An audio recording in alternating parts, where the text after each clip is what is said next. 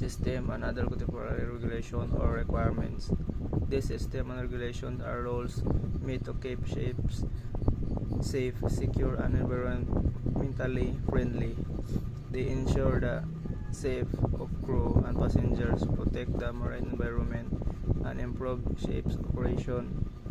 Example include SOLAS for safety, MARPOL for pollution prevention, STCW for crew training, ISM code for safety management, ISPS code for security and ballast water management to protect marine life.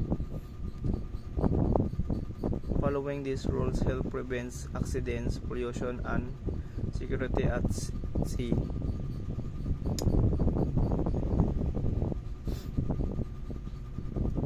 Akong manhibawan, sir.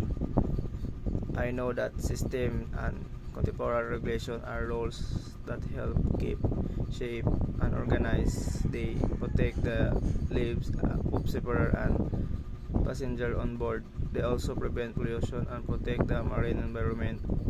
These regulations guide proper ship operation, crew training, and security at sea.